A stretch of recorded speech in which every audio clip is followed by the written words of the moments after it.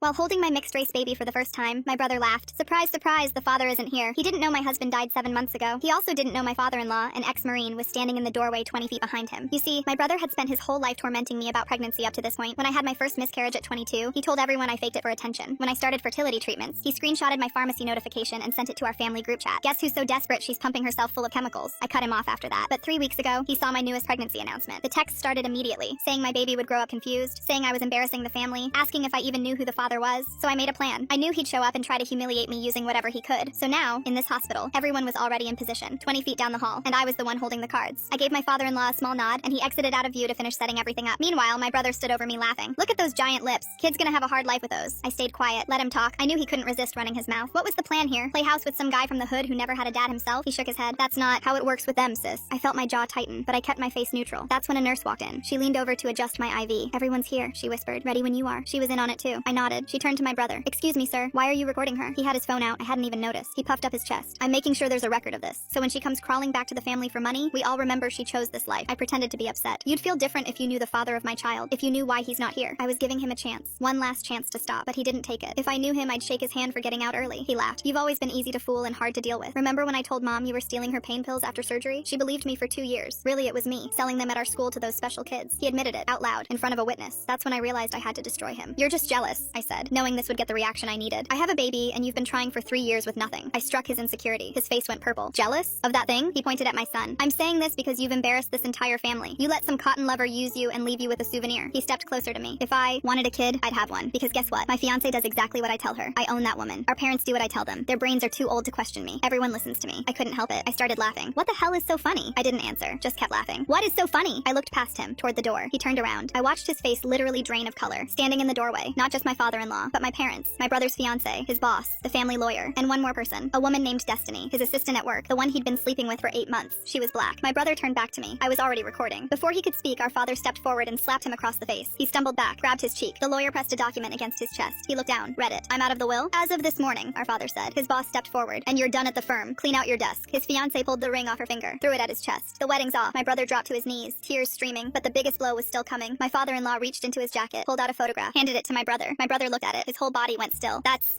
Sanders, from my unit. He died 8 months ago. I was there. My father-in-law pointed at me, then at the baby. I watched the pieces click. Sanders, my husband, the man my brother served with for 2 years, the man whose death made him cry, the father of the baby he just called a souvenir. Something behind his eyes shattered. He lunged at me, at the baby. This is your fault. I'll kill you both. My father-in-law caught his wrist and slammed him to the ground. Security burst through the door. 3 of them. They pinned him down while he screamed. He was still screaming when they dragged him out.